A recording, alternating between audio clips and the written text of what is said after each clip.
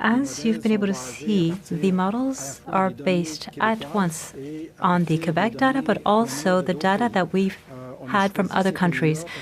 Those countries we chose, they had important characteristics that allows us to compare ourselves. Models where people intervened later because they detected the epidemic more late in time, like Italy, and that's a very important factor that modulated transmission. And others where there was very quick transmission, which was also a very important factor in the control of the epidemic. So maybe you may have questions about that.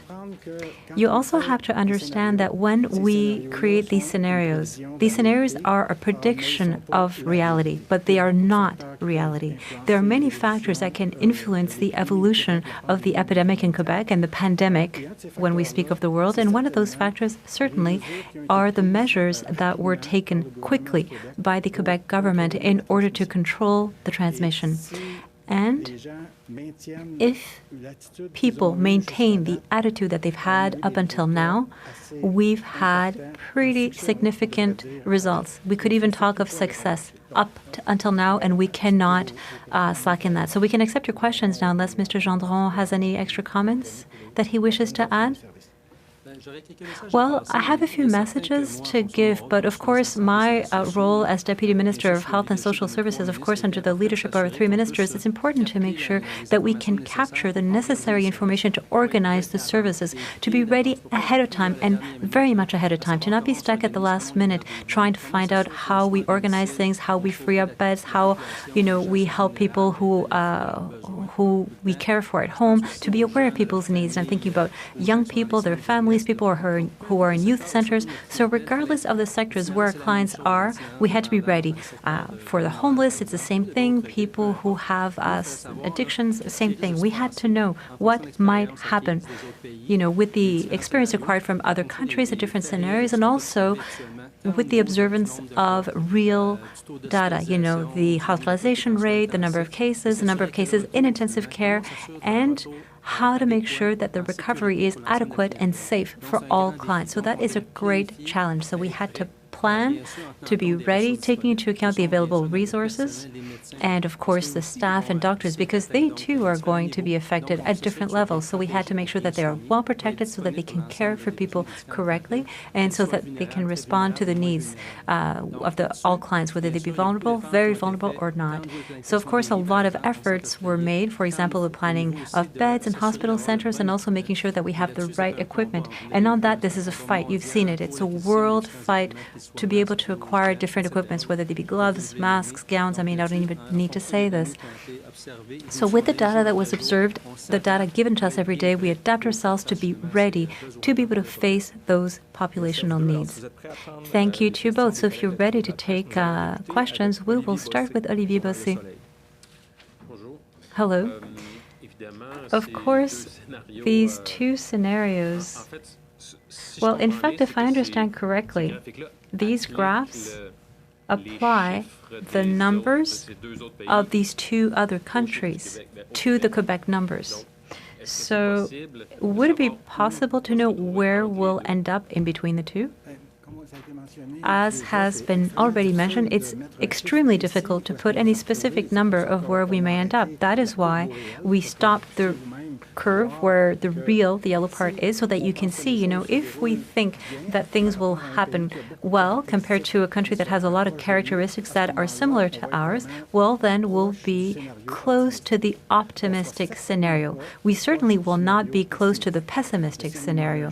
But if you ask for a number in between the two numbers that are there, I'm not going to give you a specific number, but I can tell you that we'll be close to the optimistic number as far as the number of cases is concerned, and as far as the number of deaths is concerned, because that's the other hard number, where you can see the curve like us, and it's not the same country that we're comparing it to, but it shows that we're also in a relatively favorable position. But there's also of other countries that we might have compared ourselves to in Europe, but we chose these because they either had a performance that wasn't as good, not because the countries are not good, but because they started intervening later. The diagnosis of transmission in urban centers measures in the northern part of Italy was done very late. There was already many transmissions of many generations of transmission when it happened, and the models show that when there's a delay in applying the measures, it gives these very difficult scenarios, difficult to experience.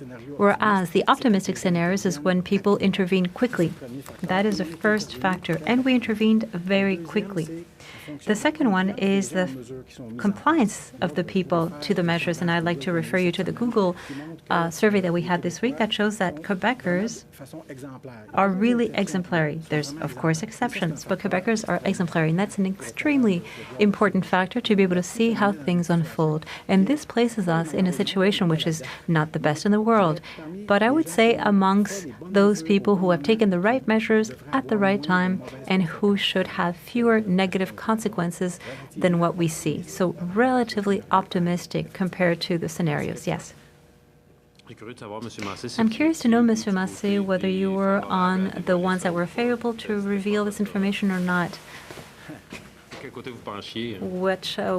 What did you prefer?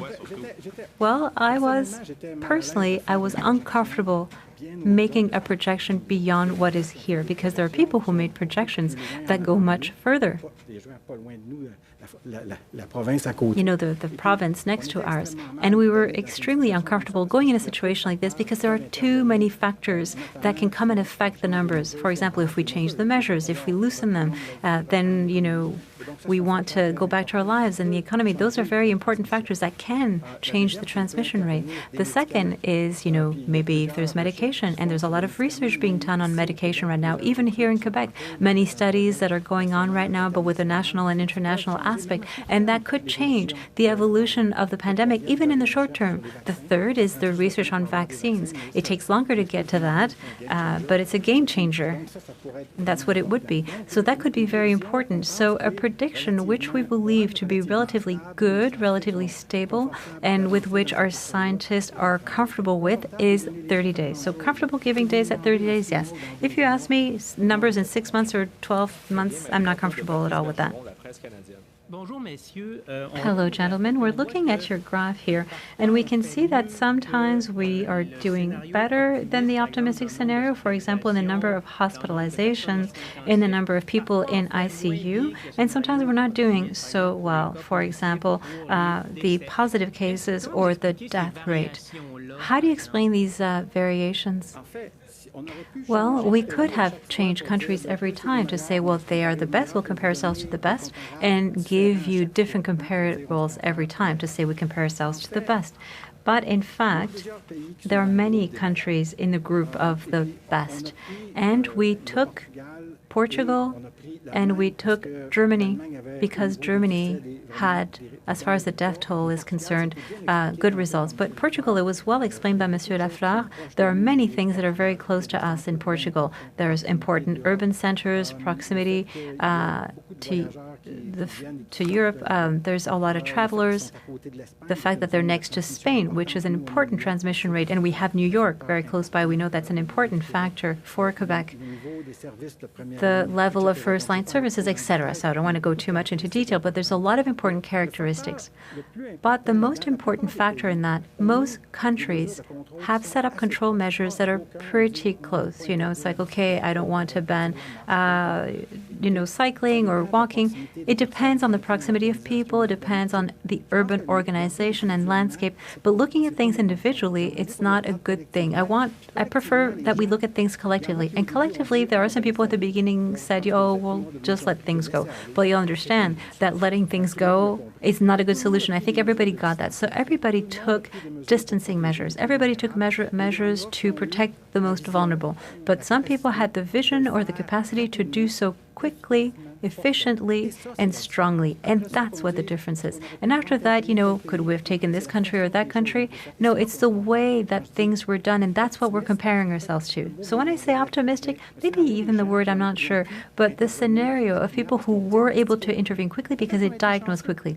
Maybe we were lucky because our first cases happened a little bit after others, and it was well said as well. It was mentioned. We have a 15-day delay compared to the to day 0, which is day 10 cases, which is when we start calculating. Or we could see it the other way as well. We have a 15-day delay where we can see things come, and we took advantage of that time to intervene right away. I have a sub-question because we talked about it in the technical briefing, but we evaluated that the peak could happen around the 18th to 20th of April. Could you explain to the public now why it is estimated as being around those dates? Well, once again, we base ourselves to the transmission dynamic. Speaking here of the coronavirus. At the beginning, we know that this virus multiplied by 2. The number of cases would multiply by 2 every 3 days or so. We're looking at the transmission rate in Quebec and elsewhere, and all of a sudden we can see that it's more than 3 days. It's around 4 days. And right now, more like 6 days. So we are able to see that there is a change in the transmission due in great part not to populational immunity yet, because there's not enough, but the control measures that were set up. And when we have these projections of transmission models, we are able to see that this is going to slow the transmission enough if we continue applying the measures correctly. And I insist, that's really, really important. Dr. Rood always says, flatten the curve, but I think that it's important to grasp that. If we modify things, we're going to have to reopen our capacity, and then we could have projections, of course, that we would get to a number. I don't like saying a number because it's rather a range, and a range everybody agrees to say that it should be in between the 15th and 20th. So the 18th is a good day for the predictions. When we're thinking about beds, we need to have a date and a bed, so that's how we do it. But I'm telling you, from a public health point of view, it's broader. It's a range. And as a complement, it's understand to grasp the question being asked because it's quite fair. How do we plan this? I look at the curve and I work with risk management. I cannot allow myself to just follow curve. I say, okay, up to what can it go to make sure that in a given week I can offer all services? And I thank all the people who work in the establishments, doctors and others, and all the loved ones, because it's thanks to the present behavior that we have so many cases in the hospital. We want to care for people at their homes, which is the best place. And in a hospital setting, we make sure that we have the maximum number of people so that we are ready if needed. And since we have little reaction time, we have to prepare ourselves ahead of time. So in risk management, I always look at the highest possible number to make sure that we are ready to get people with quality care and safely. The transmission in Montreal, well, you can see that there's different curves. There's one global curve, but we know that there are variables for Montreal and regions. I would like to understand the added value of this exercise because you're giving us data on other countries, Italy, Germany, Portugal, which are at any rate already available on the web, and you're refusing to make a projection as far as the future of Quebec is concerned. So how does this show us what's coming, since you don't want to give us the hypothesis on which you base yourself to make the decisions that are announced by the government? Well, in fact, we're giving you the reality of where we are now. And we're also giving you the best indication of where we think that we will be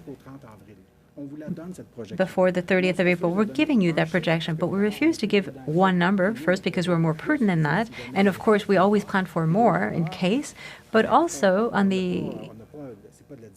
this is not divination, but you can see it very well. If you look, and I mean, you can make the curve yourself, you'll be able to see that we're not going to be like Italy. That much is clear. So without wanting to give you a specific number, you do have a pretty good projection of where we should be come the 30th of April. So you plan that we'll get to the peak, if I understand correctly, the 18th of April, concretely for those people who are at home. What does that mean? Once we get to the peak, we understand that that is where the number of cases or new cases every day would decrease, not go back to zero, but remain stable. What would that mean? Does that mean that we'll start slackening restrictive measures in the following days? No, first we'd have to check whether we have the resources, the beds, everything that we need to be able to face that situation. That is the first reason why we're doing that. can we face the situation?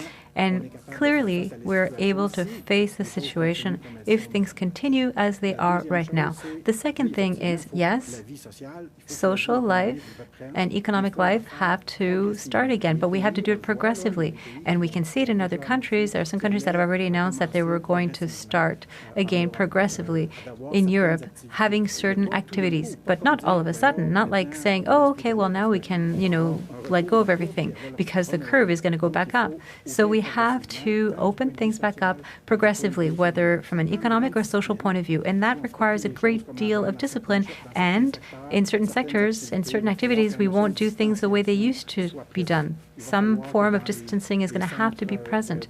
So, for example, in long-term health care centers and in residences for the elderly, we're going to have to be prudent for a long time, and we're going to have to be vigilant. But yes, reopen. But I can't give you a date either. I think that this is a discussion that will take place within the Ministry of Health, with the Premier's office, but together with a lot of other ministries. It touches the Ministry of Education, of Transportation, all sorts of other ministries. So that is a decision that belongs to the government, I believe. Thank you. I would like to know why predictions based on really the incubation period and the level of contact per age group and seeing the behavior of coronavirus really in Quebec, why that data is not presented, to know where we're going rather than saying, well, let's look at how it happened elsewhere and let's apply it. Let's present that to people. For the Organization of Health and Services, this model gives us the answers that we need. And there's already some that started doing modelization. There are people who have started doing that. You've seen it and you'll keep seeing it. There are expert colleagues in epidemiology who started working but haven't finished their work. And now you'll see all the transmission parameters with the R0 that you were talking about before, the incubation period, the time between the period where somebody is exposed, the time where they develop the symptoms, and the moment where they might get hospitalized, and the moment where they might have intensive care. You'll be able to see that in a modelization. But the answer for the peak in the usage of services, we've already talked about that with our colleagues, that's about the same. So that's interesting, and they're not ready to show you those models because it takes into account a lot of parameters. But as far as results are concerned, what we talked about with them, unless there's a big change before they're ready to present that to you, we are in the same curve. And if I could answer as well, because in the age breakdowns, what's going on, who are vulnerable, we have to adapt ourselves and always having a plan B. But our second plan allows us to adjust ourselves quickly, whether they be living on their own or CHSLD. So when we see what's happening in other countries, it tells us that we have to put more energy in it. We know this because it's compared to influenza or other problems related to viruses of that kind. So we adjust ourselves consequently. When you say that it will be the modelizations and it will be presented, but it's still not ready, must I understand that all of this is going to be presented to us and that the population will be able to know how the coronavirus is being spread in Quebec using our own reality? Well, I think that we are presenting to you where we're at, based on our reality. So they have the real, what's going on, and comparables to know where we're going. I think that you're already getting a very important answer today on very basic questions about how many hospitalizations, how many intensive care. For the deaths, it's more difficult because we're really at the beginning. We're not, very much far in, so it's always difficult. But that already gives you an estimate. You'll have more specific numbers on the modelizations, and at the same time, you'll see the trust interval. You'll see that the models have, it can be more or less these results. And how they will be presented, that's not up to me, but it will be made public. Based on the data that you have and the confirmed cases, and I'm thinking, of course, the real compared to the tests that are made. When you look at both your scenarios and the real, does that indicate to you that we have to do more testing or to change the way that we do these tests to have a more realistic portrait? Well, we already changed the way that we offer the tests. At the beginning, we offered them to people who came back from traveling. But you saw, and it was the vast majority of people who came, that's most of the cases were people coming back. And now it's less than 20% of people who are signified as being positive who are people who came back from traveling. So the epidemiology changed very quickly with community transmission. That was announced quite clearly. We also changed the priorities. So we increased the availability to make it accessible to patients who are hospitalized, to the staff who work in hospitals, more vulnerable group in communities, essential services, but also to be able to see the regional epidemiology to see how things are being transmitted and whether there are places that had to be monitored. Because as I said, there's variable epidemiology in the province. There's an epicenter in Montreal and around Montreal, but there's important changes elsewhere. So we have to be able to monitor that. So we've already changed it and will very likely continue changing. The availability of screening tests is also an issue, and I'll let Mr. Gendron talk about it, but it is an issue.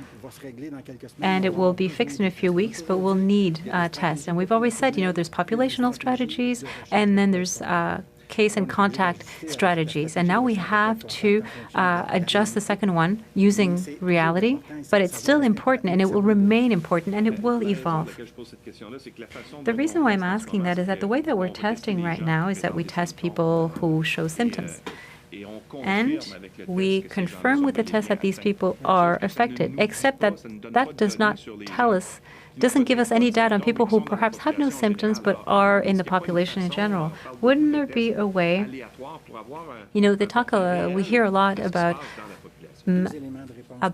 random testing. Well, there's two elements to that. First, we want to maintain tests the way that they're done to allow us to follow the situation now. The second is to have serological studies to see how many people have become immunized and without symptoms, or so few that people didn't consult for that. Both of those things are things that we will need in the next few weeks and after. We've already asked our colleagues at the Institute to prepare how we should make those serological studies, with people who are experts in infectiology and microbiology. And you're right, we totally need that. Hello, Mr. Massé. I was wondering why are you there to answer our questions this afternoon and not Mr. Horatio Ruda? Because Horatio has already had a press conference today, so they asked me to be there with him. I am his medical advisor, so it's normal. We share the tasks, and we continuously work together. And I think that Dr. Ruda and myself, we complete one another, like the fingers on the same hand. But anyway, I hope that you don't see any dissension between the two of us. I think that it is quite simply factual. It could have been very well have been Dr. Ruda here. Yesterday, he compared the scenarios a little bit to astrology, even referred to Jojo Savant. And yet my understanding is that you are, what you're presenting to us today, you use that to planify the response of the health system. So it seems to me that we're far from astrology here. Yes, a nuance to be brought. If you're asking us to give a number, you know that I was reticent to give you a number and a specific date, because I believe that we have to be honest and we have to respect the information with the limits that it has. If I had gone into this field giving you information that is too specific, and you would have said, well, based on what? Well, the basis is that we're not completely sure of this, but we're pretty sure, but not completely. So that is where the notion of, we don't want to go into things that are too specific. That's the first part. The second is we don't want to go too far either, too far off. If you want to go into a 6-month period or 1-year period, we don't have the data right now to be able to have such a perspective without going into something that could look like astrology. Last question in French. Hello, gentlemen. Without necessarily speaking of the curves that we can see here in the document handed to us, what effect will the return to normal life on a curve such as the virus spread curve Well, you have to go prudently, and the people who do it have to do it while trying to look at what are the essential factors that we have to start again and what are the conditions within which we can do so. So not only is it saying, which sectors, for example, the education sector, daycare centers, which is an important aspect, and everybody's, waiting to know when it's going to open back up, or we could also think about very important sectors for the economy or infrastructure. Of course, these are things that are very present. But now we're looking at not only saying when, and that depends on the progression of the transmission in Quebec, but how we have to do it. What are the conditions to protect people, to avoid that the curve, which will have start decreasing, with preventing that it goes back up, that we avoid a wave that goes right back up after. But is that what you think may happen? Because the predictions, what we're being presented now is until the 29th of April. The following week, theoretically, for the time being, that's the end of the pause, and we will go back to regular life. Well, it's not up to me to announce those things. I think what would be normal is to go progressively, to untighten, if you will, things progressively and adjust, because there will continue, the coronavirus will continue being present in the population for a long time, but we believe that it probably will go down. If we do things correctly and there are no other changes, there can be viral mutations that we can't predict, but this should decrease significantly in the following months, following weeks, and then following months. So the other issue that there is after, in the fall, in the winter. Now we're too far, but you can see that is something that is also important. So we have to use a dosage, It's progressive, it's delicate, but we have to do it because life does have to start over again. Thank you. We'll now go to English questions. Good afternoon to both of you. What do you want citizens to understand when you explain that the peak of the pandemic should be around April 18th? Well, it means that we think that the maximum of transmission of cases recorded, because in fact the transmission is going to happen before that, okay? But the peak of cases registered is going to be at its hazard peak at that moment.